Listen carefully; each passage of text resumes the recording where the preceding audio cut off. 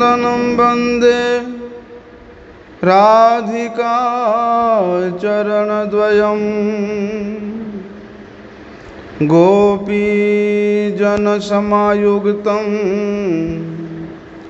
बृन्दावनमनोहरम् भुजे सव्यवेणुं शिरसि शिखिपिच्छं कटितटे दुकुलं नेत्रान्तिसहचारि कटाक्षं च विदधते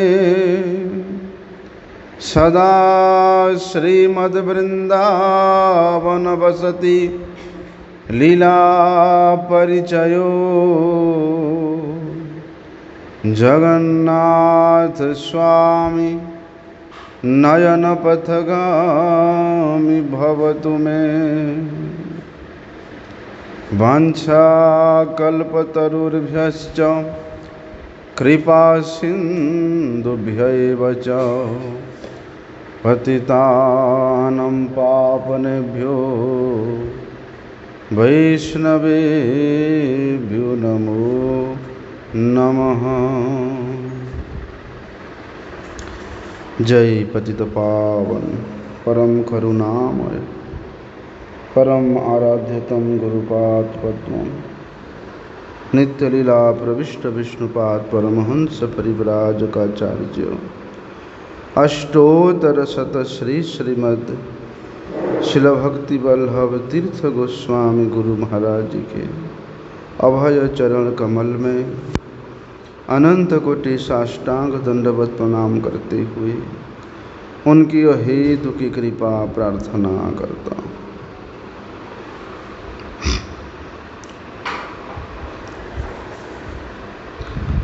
भगवान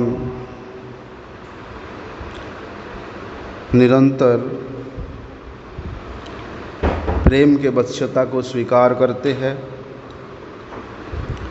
जिसके कारण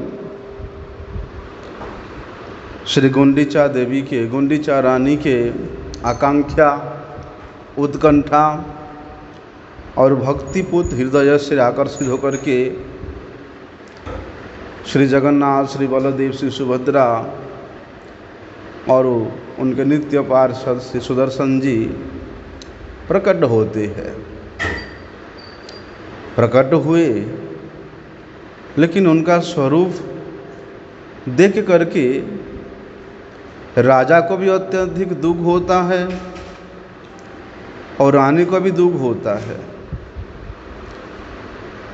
और उसका कारण सिर्फ वो अपने आप को मानते हैं।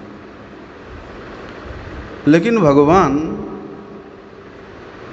वहाँ कहते हैं कि इसमें दुखी होने की कोई आवश्यकता नहीं है। मेरा स्वयं का ही इच्छा था मैं इस रूप में प्रकट हूँ, क्योंकि इस संसार में भगवान को प्रकट कराने वाला कोई नहीं है। जिस प्रकार भक्ति के द्वारा ही स्वयं भक्ति प्रकट होती है, ठीक उसी प्रकार भगवान ही अपने इच्छा से अपने आप को प्रकट कराते हैं। इसलिए भक्त के इच्छा के अनुसार भगवान प्रकट तो होते हैं, लेकिन भक्त के इच्छा के अनुसार ही भगवत इच्छा भी परिचालित होती है। इसलिए भगवान अपना सब कुछ, अपने इच्छा तक को अपने भक्त के हाथ में समर्पित करके रखे हैं।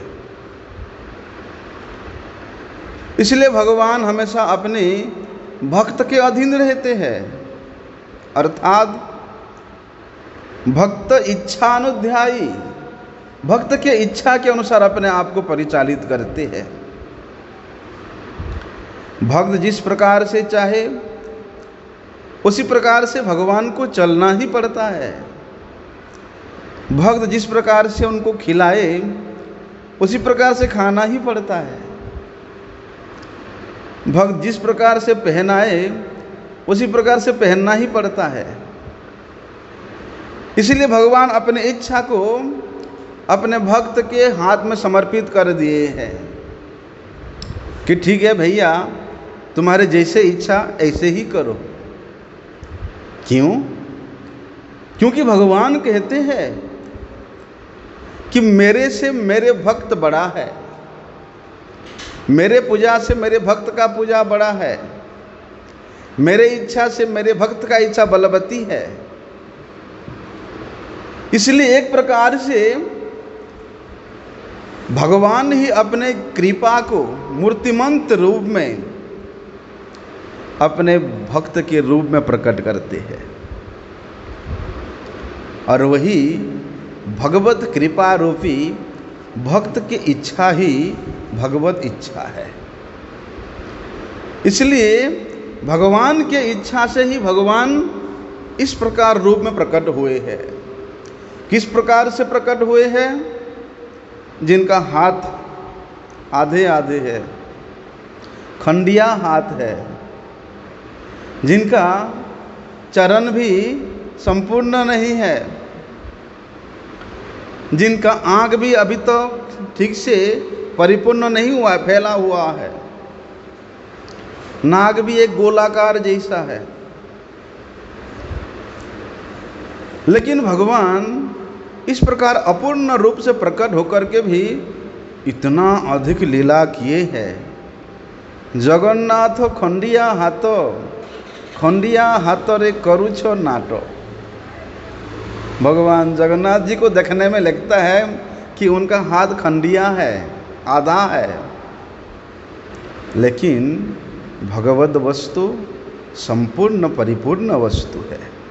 ओम पूर्णमदः पूर्णमिदं पूर्णात् पूर्णमुदच्यते पूर्णस्य पूर्णमादाय पूर्णमेव अवशिष्यते।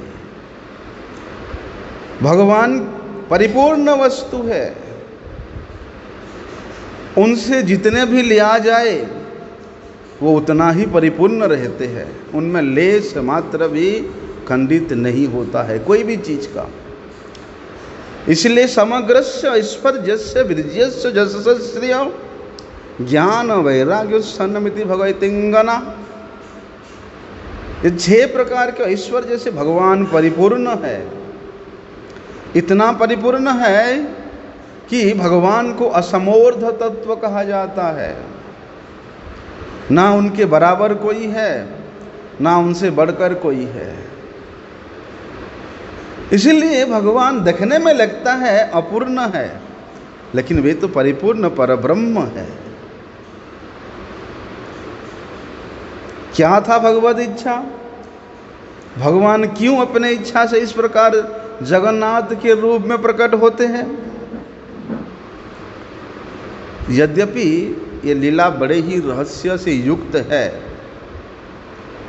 और जो भगवान के अति निकट रहने वाले नित्य पार्षद है, अंतरंग जन है, वे जन ही, वे भक्त ही भगवान के इस रहस्यान्वित लीला को हृदयंगम करने में सक्षम हुए हैं।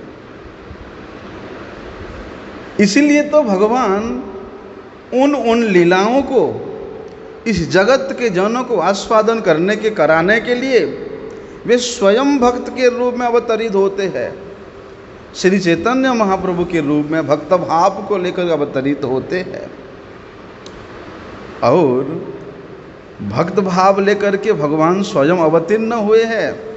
तो अपने कोई भी रहस्य को अब छिपा नहीं सकते, नहीं छिपा सकते भगवान। इसलिए श्री चैतन्य महाप्रभु अपनी निज पार्षदों के हृदय में ये सब रहस्य से युक्त लीलाओं को आस्वादन कराया, और उन पार्षदों ने, उन गोस्वामियों ने अपनी अपनी ग्रंथों में इन रहस्य युक्त लीलाओं को रचना किया। यद्यपि ये सब लीला अन्य किसी पुराणों में नहीं मिलता है, उपलब्ध नहीं है, लेकिन श्री चैतन्य महाप्रभु जी के कृपा पात्र जो भक्त जन है उनके हृदय में तो ये प्रकटित है। इसलिए सनातन गोस्वामी जी ने अपने स्वयं के रचित श्री बृहद भागवतामृत ग्रंथ में इस लीला का कुछ आंशिक रूप से उन्होंने वर्णन किए हैं। हम लोगों ने श्रवण किया भगवान श्री कृष्ण इस ब्रज में गोकुल में श्री नंद बाबा और यशोदा मैया के यहाँ पर पुत्र के रूप में प्रकट होते हैं। मथुरा में उन्होंने श्री कृष्ण शिशु के रूप में जन्म नहीं लिए थे, अपितु वहाँ पर भगवान एक किशोर मूर्ति, किशोर वयस में, किशोर रूप में देवकी के यहाँ पर प्रकट हुए थे। देवकी और वसुदेव के समक्ष भगवान वहाँ प्रकट हुए थे। माता देवकी के गर्भ से भगवान पर जात नहीं हुए, प्रकट नहीं हुए। भगवान तो वहाँ किशोर वयस के रूप में प्रकट हुए थे।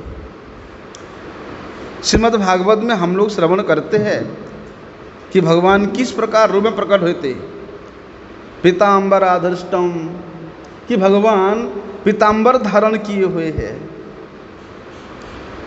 अति सुंदर सुंदर चमकाते चमकाते अलंकार उनके श्रीअंग में शोभा पा रहा है।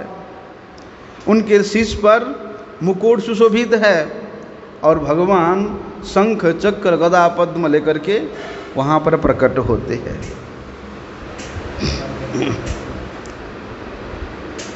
लेकिन गोकुल में भगवान किस रूप में प्रकट होते हैं? भगवान तो वहाँ अपनी छोटी बहन यशोदा के, अपनी छोटी बहन सुभद्रा के साथ द्विभुज रूप में, शिशु के रूप में भगवान वहाँ जन्म लेते हैं। इसलिए भगवान पूर्ण रूप से नंद बाबा और यशोदा मैया के लाला है, उनके पुत्र है। कहीं पर भी ऐसा वर्णन नहीं मिलता कि श्री कृष्ण देवकी और वसुदेव के पुत्र थे। ब्रजवासी लोग कभी इसको मान्यता नहीं देते। क्यों? क्योंकि ब्रज में ब्रजवासियों ने देखा जैसे ही एक शिशु का जन्म होता है तो उसका नाड़ी छेदन किया जाता है, और वहाँ पर यशोदा मैया के नाड़ी के साथ लाला का नाड़ी लगा हुआ था। नाड़ी छेदन हुआ था महाराज, दाई आकर के नाड़ी छेदन किया है। नाड़ी छेदन पूर्वक जन्म हुआ था वहाँ पर। इसलिए ब्रजवासियों ने मथुरा में अगर श्री कृष्ण की बात को सुनते हैं तो उसको नहीं मानते। अरे लाला तो हमारे नंद बाबा के यहाँ प्रकट भयो, यहाँ जन्म लियो है। कौन कहते हैं कि देवकी वसुदेव के यहाँ जन्म लियो है? मथुरा में तो केवल उनका आविर्भाव मात्र हुआ था, उनका प्रकट मात्र हुआ था।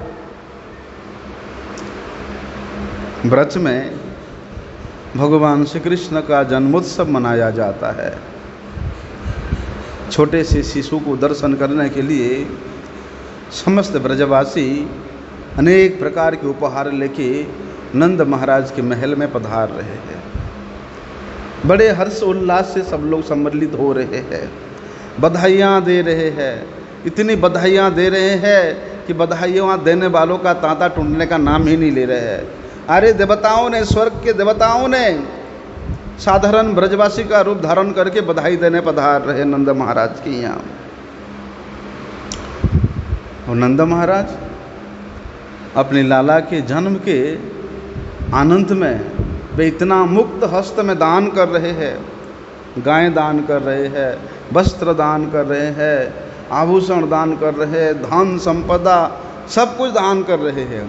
इतना दान कर रहे हैं, इतना दान कर रहे हैं कि धन के जो अधिष्ठात्र देवता है कुबेर के लिए भी संभव नहीं है। कहते हैं गर्गाचार्य जी महाराज, नंद महाराज जी इतना अपार दान करने के बावजूद भी उनके वैभव में लेश मात्र भी कमी नहीं हुई। अभी नंद बाबा और विशेष रूप से यशोदा मैया अपने लाला श्री कृष्ण को बड़े लाड़ से, बड़े प्यार से पालन कर रहे हैं। हम लोग श्रवण करते हैं कि ब्रज में श्री कृष्ण कितने लीलाएं की। कभी माखन चोरी का लीला हो रहा है, कभी दाम बंधन का लीला हो रहा है, कभी वे गोचारण करने जा रहे हैं तो कभी सखाओं के साथ अनेक प्रकार के क्रीड़ा कर रहे हैं, कभी भगवान गोवर्धन धारण की लीला कर रहे हैं तो कभी गोपियों के साथ रास लीला रचा रहे हैं। अनेक लीलाएं होती है। अरे ब्रज में तो उन्होंने पुतना का वध किया, तृणावर्त का वध किया, अघासुर का वध किया, बकासुर का वध किया, अनेक दैत्यों का वध किया। हालांकि ये सब लीला को विस्तार रूप से वर्णन करने का अभी समय नहीं है, क्योंकि हम लोग जिस विषय पे चर्चा कर रहे हैं, भगवान जगन्नाथ जी क्यों ऐसी खंड के रूप में प्रकट होते हैं, अनेक लीलाएं करते ब्रज में भगवान। अभी क्या हुआ, कुछ समय बाद अक्रूर ब्रज में आते हैं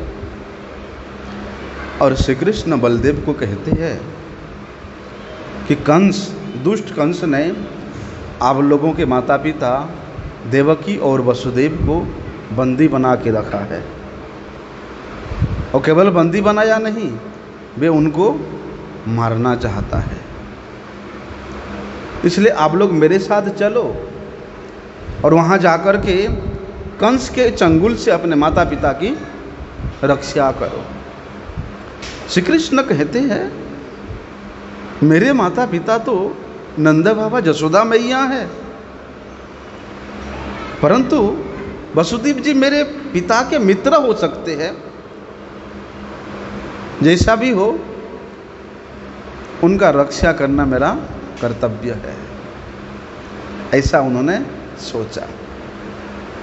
श्री कृष्ण और बलराम अक्रूर जी के साथ मथुरा जाते हैं। ये मथुरा गमन लीला इतना विस्तार से हमारे गोस्वामियों ने वर्णन किया है। कभी हम लोग दसम स्कंद के श्री कृष्ण लीला का चर्चा करेंगे तो इन सब लीलाओं को हम लोग विस्तार से सुनेंगे। आहा, क्या दृश्य था, क्या करुणता था, क्या आकर्षणता था, कितना विरहता था, कितना मधुरता था भगवान के उस यात्रा में। भगवान मथुरा पहुंचते हैं, कंस ने सारी व्यवस्था किया था कि किसी प्रकार से कृष्ण बलराम का वध करना ही है, लेकिन उनके सारी व्यवस्था को ध्वंस विध्वंस करके अंत में कंस का ही भगवान वध करते हैं।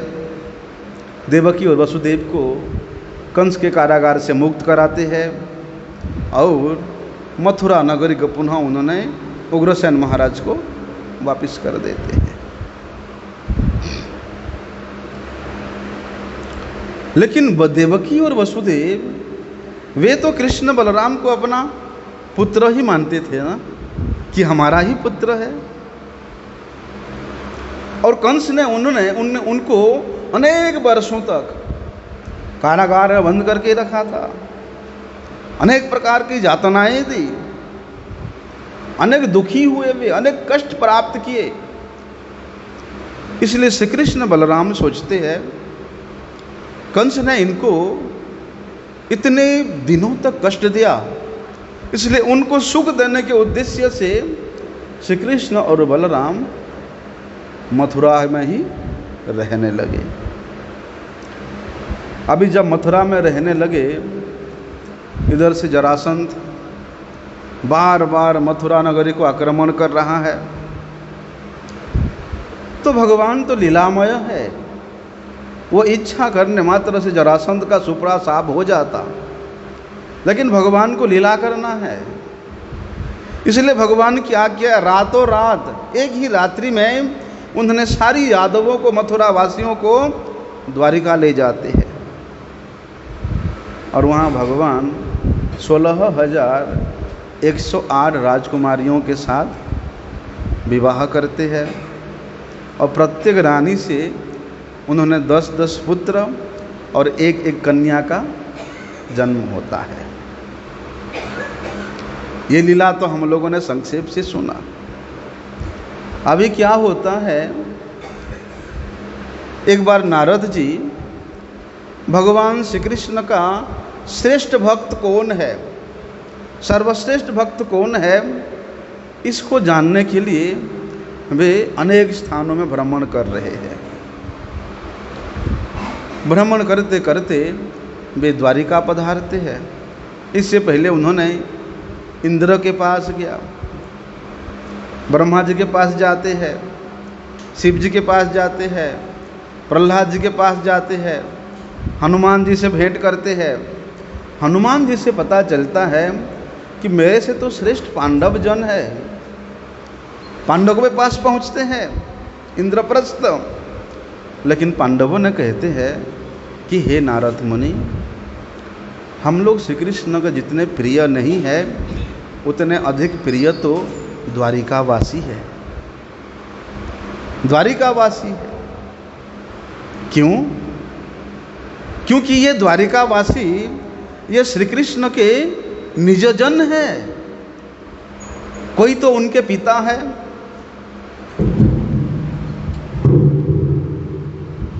किधर देख रहे हो बाबा?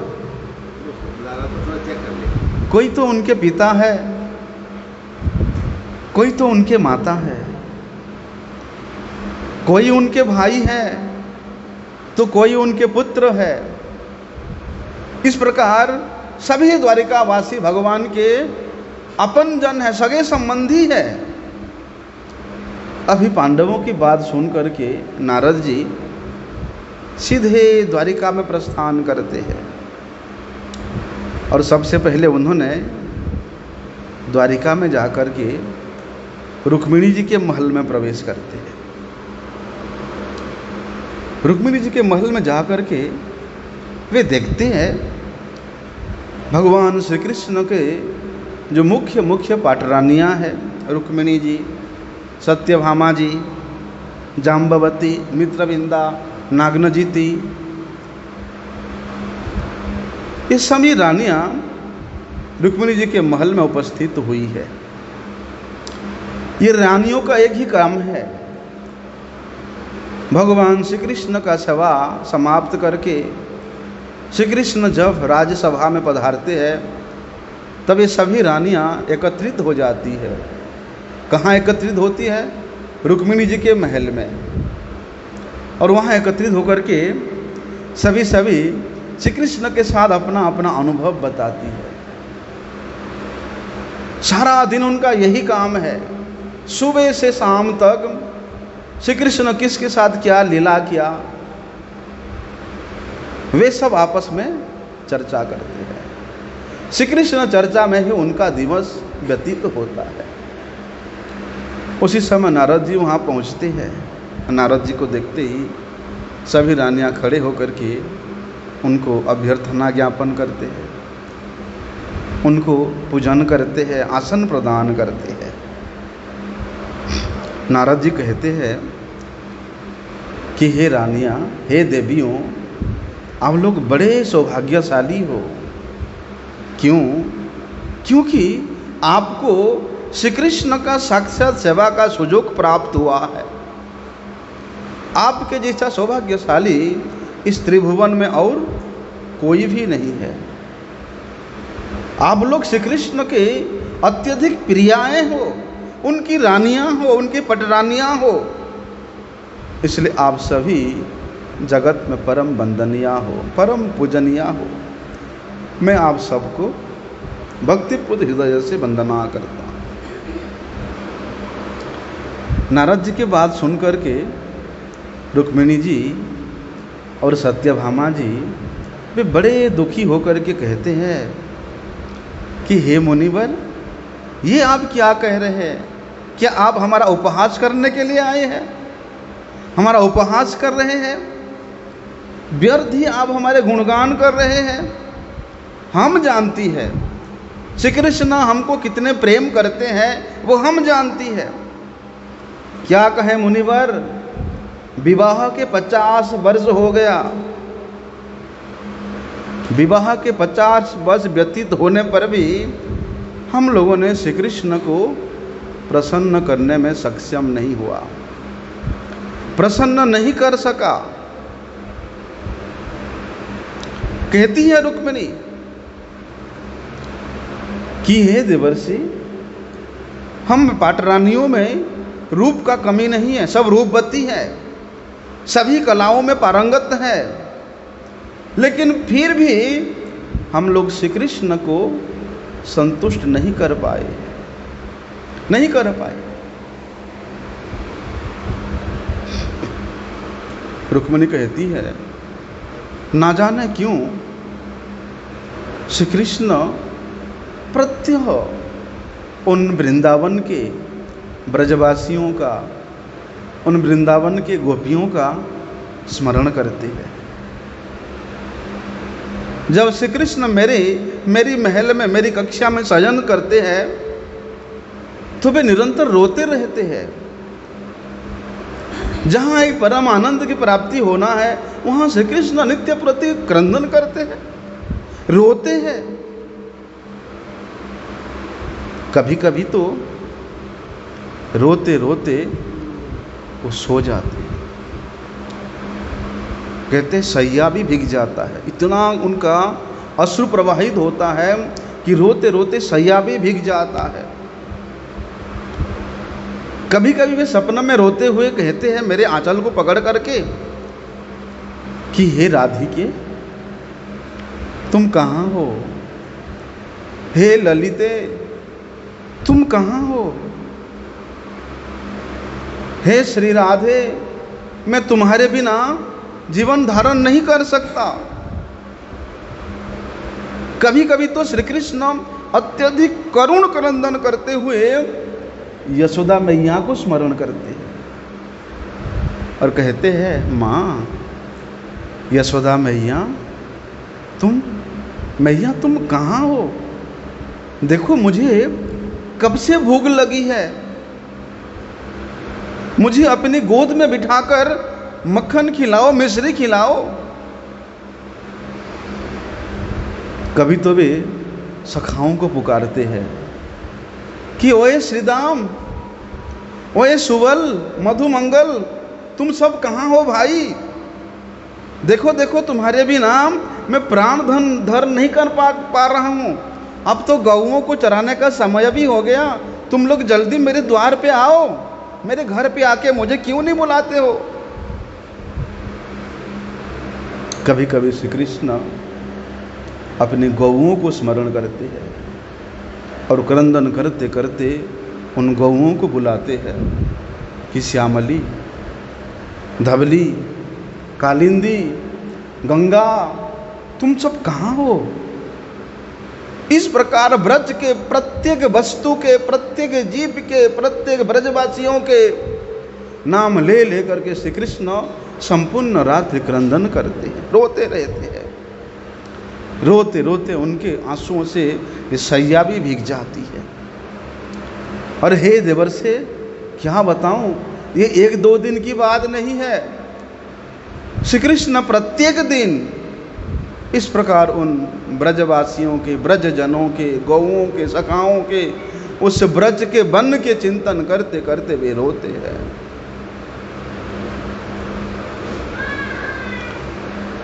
वे ब्रजवासी जो नित्य निरंतर उनके स्मरण पथ पर आते हैं। हम तो नाम मात्र इनके पटरानियां हैं, नाम मात्र। उनका हृदय तो हमेशा सदा सर्वदा उन ब्रजवासियों के पास ही बसा हुआ है। उनका मन तो हमेशा उन गोपियों के पास ही रहता है। इसलिए हे देवर से हम सब अत्यंत दुखी है। दुखी इसलिए है कि उन ब्रजवासियों ने, उन ब्रजजनों ने, उन गोपिकाओं ने ऐसा कौन सी प्रेम किया श्री कृष्ण से कि वे नित्य उनका ही चिंतन करते हैं। हम तो उन्हें प्रसन्न तक नहीं कर पाई है। दुख इसी कारण से है कि हम श्री कृष्ण को प्रसन्न भी नहीं कर पाए। अगर वे हमारे सेवा से प्रसन्न होते तो वे इतना क्रंदन करते, वे इतना रोते।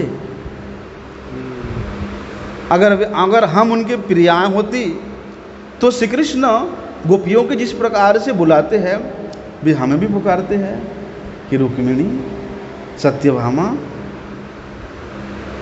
हमारे भी नाम ले ले करके भी पुकारते। लेकिन ऐसा कभी नहीं होता।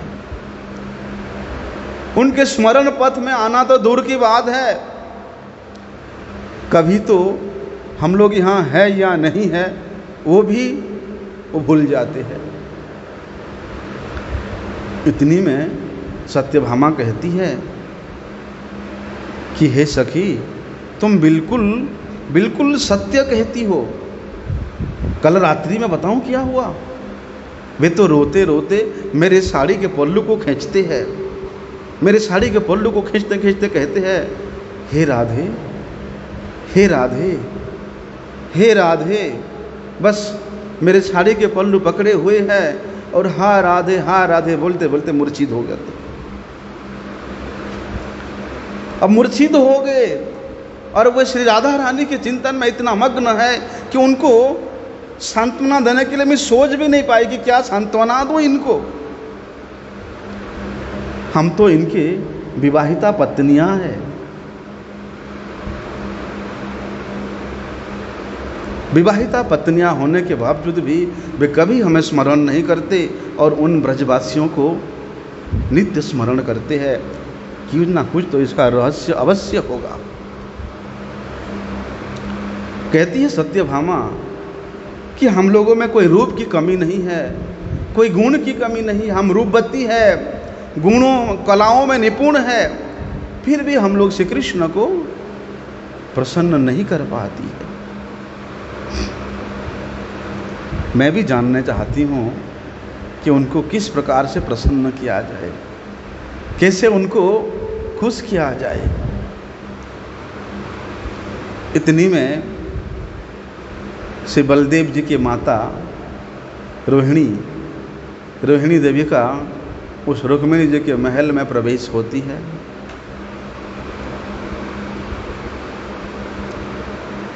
ये बलदेव प्रभु जी के माता बलदेव जी के जन्म से पहले ही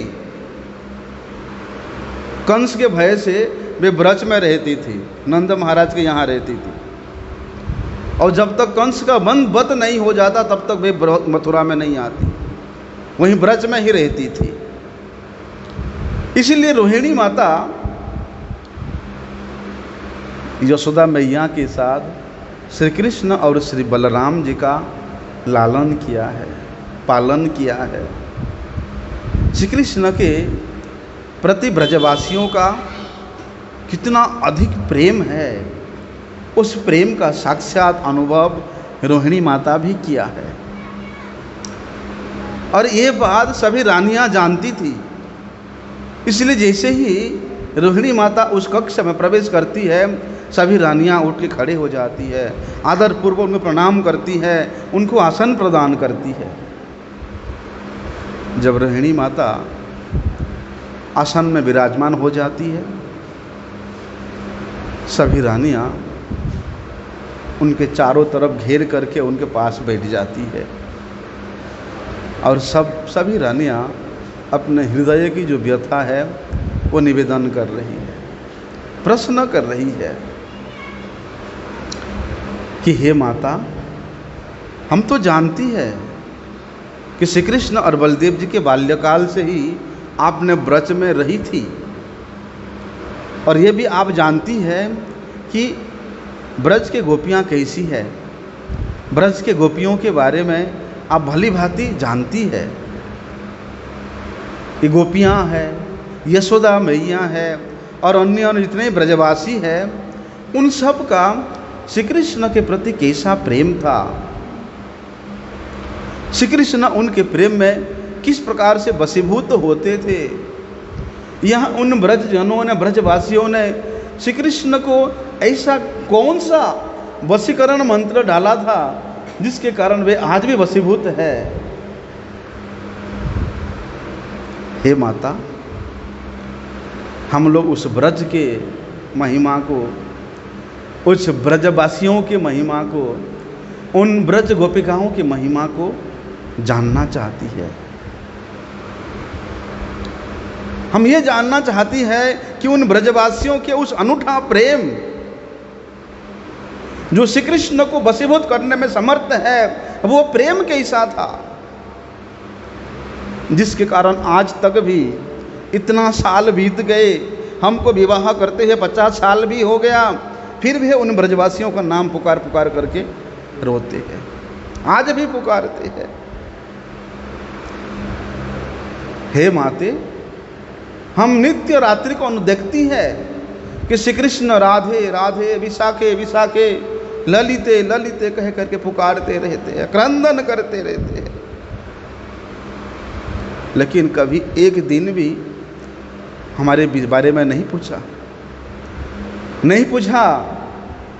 कि हे रुक्मिणी तुम कैसे हो, हे सत्यभामे तुम कैसे हो, क्या मेरे साथ वहाँ चलोगे, मेरे साथ वहाँ चलोगे। कभी नहीं। श्री कृष्ण कभी इस प्रकार से हम लोगों को चाहा ही नहीं। जब हम उनके साथ होते हैं, श्री कृष्ण के साथ रहते हैं, जब हम स्वयं श्री कृष्ण की सेवा में भी लगे रहते हैं, तब भी वे भूल जाते हैं कि वे द्वारिका में है, वे भूल जाते हैं कि रुक्मिणी जी के महल में है, वे भूल जाते हैं कि उनके रुक्मिणी सत्यभामा इत्यादि सेवा कर रहे हैं, भूल जाते, पता नहीं चलता उनको। कहती ऐसा क्यों, ऐसा क्यों? उन ब्रजवासियों में ऐसा कौन सी विशेषता थी? अरे उनके पास तो हमारे समान धन संपत्ति भी नहीं था, ना ही हमारे समान सोना हीरा मणि माणिक्य से जड़ित आभूषण है। वे तो केवल उस जंगल के फूलों को संग्रह करके उन फूलों के आभूषणों ही पहनती थी, फूल पत्ते से आभूषण बना करके पहनती है। श्री कृष्ण वहाँ स्वयं गाय चराने जाते थे, और यहाँ द्वारिका में तो वे राजाधिराज है।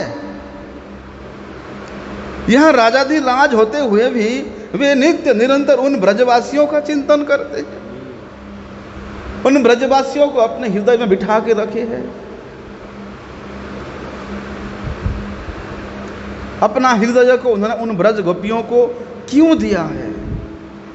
क्या वे ब्रज गोपियां कुछ वशीकरण मंत्र जानती है? हे माता, आप तो ब्रज में उन गोपिकाओं के साथ रही, अगर आप उस वशीकरण मंत्र का कुछ जानती है तो हमें बता दो।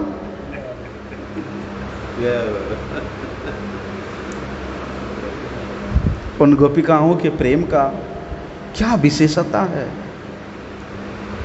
क्या विशेषता है कि श्री कृष्ण, उन्होंने श्री कृष्ण हृदय में एक छत्र अधिकार कर लिया है गोपिकाओं ने। हमें तो ऐसा लगता है उन ब्रज गोपिकाओं के अलावा श्री कृष्ण के हृदय में और कोई नहीं सकता। उन ब्रज गोपिकाओं ने श्री कृष्ण के हृदय को अधिकार जमा लिया है, वहाँ पर एक अछत्र अधिकार जमा लिया है। इसलिए हे माते, आप अवश्य उन गोपियों के, उन ब्रजवासियों के प्रेम की महिमा को आप जानती है, इसलिए कृपा करके आप हमें कुछ बताइए, हम जानने को अत्यधिक उत्साहित है। रोहिणी माता भी भावुक हो जाती है ब्रजवासियों के बात सुनते ही। अपनी सखी यशोदा मैया के बात सुनते ही रोहिणी मैया भावुक हो जाती है। जैसे ही रोहिणी मैया के स्मरण में यशोदा जी आते हैं, मैया तो भबक भबक करके रोने लगती है। मैया का हृदय भी भर जाता है और वह भी कहती है कि हे यशोदा, हे यशोदा, मैं तुमको छोड़ करके क्यों आया। रोती है, उन सभी रानियों के सामने रोती है। रोने के पश्चात जब उनका थोड़ा सा मन हल्का होता है, तब वे कुछ धैर्य सा धारण करती है और श्री कृष्ण ब्रज में जो जो लीलाएं की थी, उन लीलाओं को वर्णन करने में वे प्रारंभ करती है। अभी अभी तो मैया का रोहिणी मैया का क्रंदन करते करते मुंह फुला हुआ है, आंख लाल लाल हो गया है। क्रंदन के कारण यशोदा जी के साथ रोहिणी मैया का इतना अत्यधिक प्रेम था, उस प्रेम का वर्णन कहीं नहीं है। लेकिन हमारे गोस्वामियों ने यशोदा देवी और रोहिणी माता के मध्य में नंद महल में जो प्रेम का आदान प्रदान हुआ, उनके मध्य में जो प्रेम का कथोपकथन हुआ, जो प्रेम पूर्ण व्यवहार हुआ, इतना सुंदर रूप से गोपाल चंपू में वर्णन है। कभी समय मिलेगा तो उसको हम चर्चा करेंगे। क्या अद्भुत लीलाएं हैं। श्री कृष्ण लीला के इन पात्रों का एक एक चरित्र को अगर हम मन दे के श्रवण करें, वास्तव में उसी से ही हमारा मंगल हो जाएगा। इतना भाव गंभीर पूर्ण एक एक चरित्र है कि उन एक चरित्र का, एक चरित्र के चरित्र को अगर कोई अनुभव करेगा तो वास्तव में उसका जीवन तो कल्याण हो जाएगा। ऐसा अद्भुत। इतनी में कंस के माँ पद्मावती रुक्मिणी जी के महल में पधारती है। वे सुन रही थी, अरे मैंने सुना तुम लोग नंद यशोदा के बारे में, उन ब्रज के ग्वारों के बारे में कुछ बात कर रहे थे। अभी ये बुढ़िया 80 साल की हो गई है, उम्र के कारण उसके कमर भी टेढ़ी हो गई है, कुब्जी सी हो गई है। लाठी पकड़ के, लाठी के सहारे चलते चलते, अब भाई उग्रसेन महाराज के पत्नी है, उसको कौन रोकेगा, पहुंच गई सीधे। जैसे ही ब्रजवासियों की चर्चा सुनती पद्मावती, वे एकदम गुस्से में लाल हो जाती है, क्रोधित हो जाती है। अरे तुम लोग इस गोप गोपियों की चर्चा करते हो, उनका चर्चा करना मतलब समय की व्यर्थता है। ये ब्रजवासी लोग, ये इतना क्रूर है, इतना दुष्ट है, इतना कृपण है। क्या कंस के रक्षा, कंस रक्षा के लिए वसुदेव ने कृष्ण को क्या नंद गोकुल में छोड़ के आ गया। वो लोगों ने तो कृष्ण बलराम को अपना नौकर समझने लगे। ठीक से छोटे छोटे बच्चे हैं, उनका लालन पालन तक नहीं किया। अरे ठीक से उनको खाने तक नहीं दिया। और ये यशोदा की बात करते हो, ये तो श्री कृष्ण को अपना बच्चा समझती ही नहीं थी। सौत का बच्चा समझ करके उसने पालन किया। ये सारी बातें सुन के रोहिणी मैया के अंदर इतना इतना कष्ट हो रहा है ना, लेकिन वे बोलना नहीं चाहती थी कि इसके मुंह क्या लगना, वो बके जा रही जो बोलना है।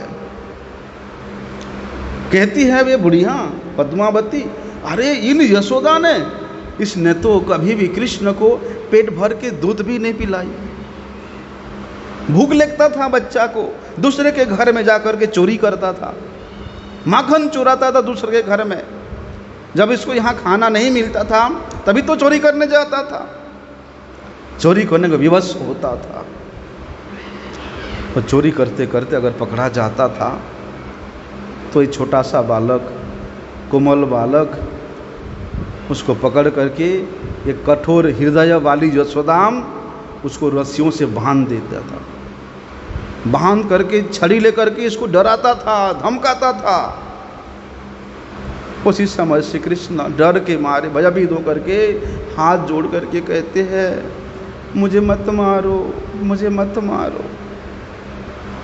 अरे कहाँ तक बताऊं, 5 वर्ष के जो बालक होते हैं उन सबको गुरुकुल भेजना चाहिए, लेकिन ये नंद यशोदा ने हमारे कृष्ण बलराम को गुरुकुल नहीं भेज कर कहाँ भेजा, गैया चराने के लिए जंगल में भेजा। उसका प्यार कैसे उड़ गया जी? किसका? कंस की माँ का प्यार नहीं है, ये तो उलाहना दे रही है। उलाहना दे रही है। हाँ, कृष्ण के प्रति क्यों ऐसा क्यों नहीं किया? क्योंकि ये भाव कृष्ण के प्रति नहीं, कृष्ण तो उसका है, अपना है, लेकिन ब्रजवासियों ने उनको इतना कष्ट दिया, ब्रजवासियों ने कृष्ण को इतना कष्ट दिया, वो बात को वो बोल रही है। लेकिन उसको प्यार ऐसे क्यों मिला? यहाँ कौन सा प्यार दिख रहा है आपको? माता जी यशोदा को लाना दे रही है। हाँ, ठीक है, माता जी यशोदा तो किया वो सब पता है सबको, लेकिन ये उनको तो लाना दे रही है ना, उसका कृष्ण के प्रति प्रेम है तभी तो लाना देगी। वो कृष्ण को अपना राजा समझती है ना, श्री कृष्ण को अपने रक्षाकर्ता समझती है। श्री कृष्ण ने ही कंस को मारा, श्री कृष्ण ने ही इनको जेल से निकाला, उग्रसेन महाराज को। श्री कृष्ण ने उनको मथुरा का राजा सिंहासन दिया, अभी द्वारिका ले आया, द्वारिका का भी राजा बना दिया। इस कारण वो तरफ आकर्षित हुई ना, वो कारण तो कहेगी ना, वो तो श्री कृष्ण को अपना समझती है, अपने परिवार की समझती है। तो अपने परिवार के कोई बच्चा को दूसरे किसी गांव में भेज दो, वहाँ कष्ट होगा तो फिर उनको बोलेंगे ना। वो बोलना चाहती है कि श्री कृष्ण को लोगों ने इतना कष्ट दिया, फिर भी श्री कृष्ण को अपना समझते हैं, शर्म नहीं आता उन लोगों को। ये बात है। कहती है, अरे चलो वन में गौओं चराने के लिए भेजा, लेकिन कभी इनके पैरों में एक जोड़ी चप्पल पहनने को भी नहीं दिया। इतनी धूप में, वर्षा में वे वन में जाते थे, कभी एक छतरी तक नहीं दिया। ये बेचारे इतने कष्ट से वन में गौएं चराते थे। 7 वर्ष तक, 5 वर्ष से लेकर 7 वर्ष तक इन्होंने नंद महाराज के गायें चराए। उसके बदले में कभी इनको पहनने के लिए अच्छा वस्त्र भी नहीं दिया।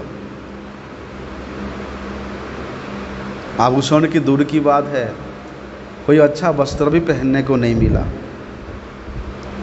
इसलिए वे कहती है, मेरे विचार से हम लोगों को गर्गाचार्यों को बुलाना चाहिए और बुला करके अच्छी तरह से गणना करना चाहिए कि श्री कृष्ण बलदेव को गाय चराने में कितना वेतन मिलना चाहिए।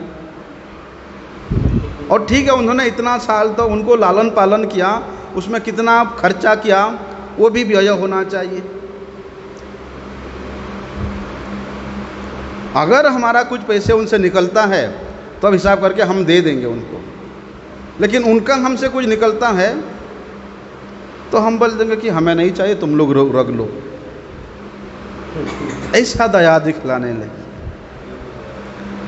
अभी पद्मावती जी, रोहिणी मैया पद्मावती की इस बात को सुन करके अत्यधिक क्रोधित हो गई है, एकदम क्रोध हो गई है।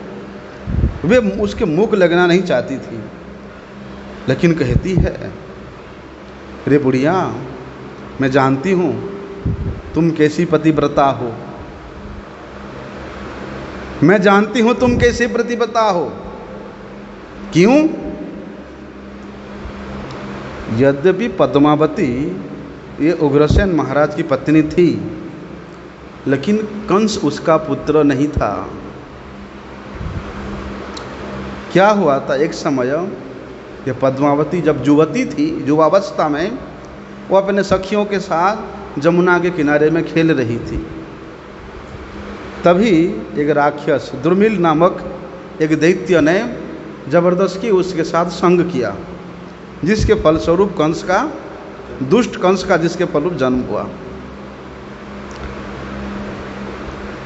इसलिए तुम यशोदा जैसे परम पतिव्रता, यशोदा जैसे भोली भाली मेरे सखी में तुम दोष दिखलाने वाले तुम कौन होते हो? इस प्रकार क्रोधित क्रोध युक्त होकर के पद्मावती को वहां से भगा देती।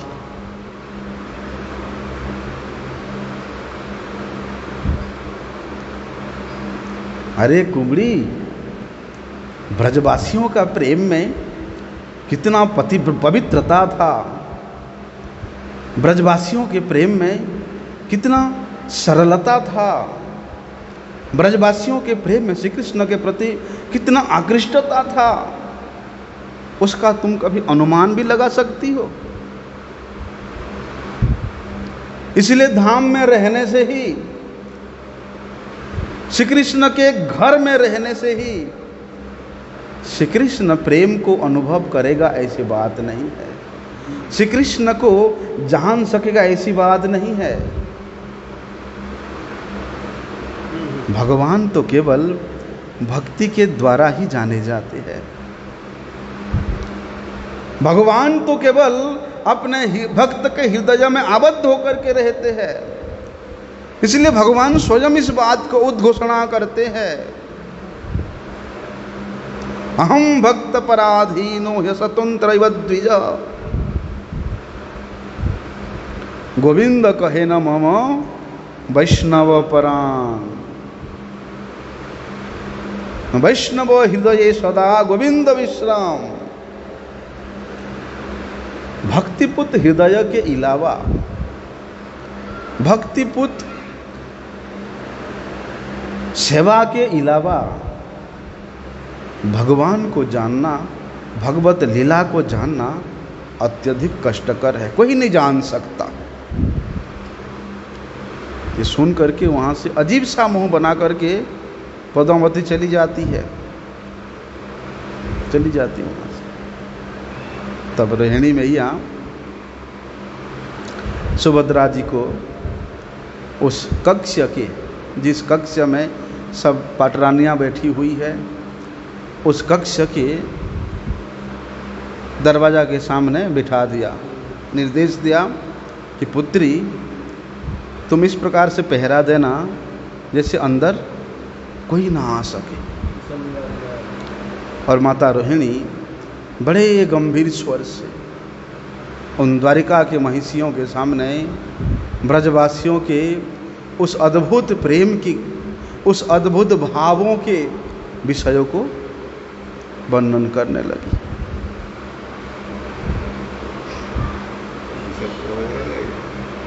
पूरा हो जाएगा, इतना बढ़िया पूरा हो जाएगा, वर्णन करने लगी। श्री कृष्ण लीला और ब्रजवासियों के इस प्रेम इतना अद्भुत है कि इसको श्रवण करने का भी पात्र होना चाहिए।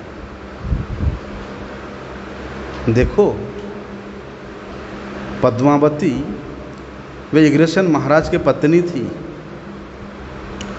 और भगवान श्री कृष्ण उन उग्रसेन महाराज के परिवार के लिए कितना कुछ किया, सब कुछ किया, लेकिन फिर भी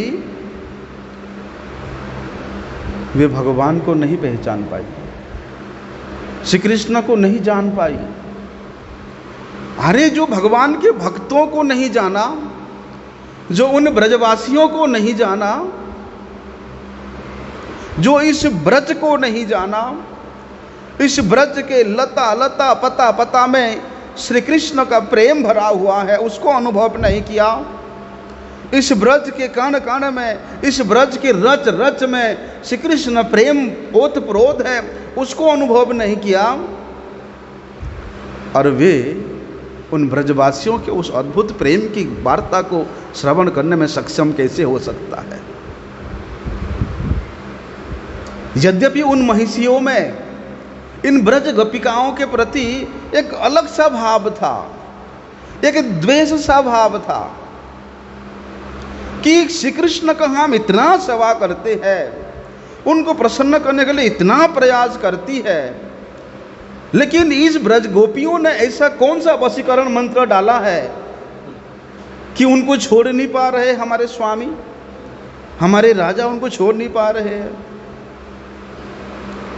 एक तुच्छ भाव से देखने का उनका अभ्यास था। अरे उनके पास खाने के लिए नहीं है ठीक से, पहनने के लिए ठीक से नहीं है, अरे वे हमारे राजा को वशीभूत करेंगे, ऐसा क्या है उनके पास? पहले ऐसी भावनाएं थी, लेकिन कहते हैं ना, सताम प्रसंगान मम बिरज संविदो भवंत हृत्कन्न रसायना कथा। रोहिणी माता जैसे परम संत की संग प्राप्त करके, रोहिणी माता जैसे भगवत प्रिय पार्षद की संग मुख में श्री कृष्ण कथा को श्रवण करने का उत्साह प्राप्त करके आज उन समस्त पाटरानियों के मन से भी सभी प्रकार के द्वंद्व, उन ब्रज गोपियों के प्रति जो एक द्वेष भाव था वो परिपूर्ण रूप से लुप्त हो गया है। वो लुप्त होने के मात्र से ही वे श्री कृष्ण लीला को, ब्रजवासियों के इस प्रेम को श्रवण करने का अधिकार प्राप्त किया है। इसलिए इन लीलाओं को, श्री कृष्ण लीलाओं को श्रवण करने का अधिकार केवल उनमें है जो उनके भक्तों में, जो भगवान के नाम में, जो भगवान के धाम में विशेष श्रद्धायुक्त होता है, विशेष निष्ठायुक्त होता है। वही व्यक्ति के हृदय में ये धाम का लीला, ये नाम का स्वरूप अपने आप स्फुरित होती है। यद्यपि रोहिणी मैया अपनी आंखों से इस अद्भुत लीलाओं को, इन ब्रजवासियों के अनूठा प्रेम को देखा है, और ब्रजवासियों के उस प्रेम को देख करके रोहिणी मैया भी उन ब्रजवासियों के प्रेम में बिक चुकी है। इसलिए उन ब्रजवासियों के प्रति ऐसा असूया भाव संपन्न व्यक्ति को अपने सामने देख करके, उन ब्रजजनों गोपिकाओं के प्रति ऐसा द्वेषपूर्ण भाव से युक्त उस महिला को देख करके वे किस प्रकार से धैर्य धारण कर सकती है। लेकिन रोहिणी मैया उस दुष्टा पद्मावती को किसी न किसी प्रकार से वहाँ से आक्षेप करके भगाया और इन महिषियों को श्री कृष्ण लीला श्रवण करने का अधिकार प्रदान किया, और वे स्वयं के मुख से श्री कृष्ण चरित्र को, उन ब्रजजनों के उस अद्भुत प्रेम की कथा को वर्णन करने लगे। अभी माता रोहिणी कौन सी लीलाएं वर्णन की, कैसा अद्भुत प्रेम का वर्णन की, उस प्रेम वैचित्र्य को हम लोग कल श्रवण करेंगे। वांछा कल्पतरुभ्यश्च कृपा सिन्धुभ्यैव च पतितानां पावनेभ्यो वैष्णवेभ्यो नमो।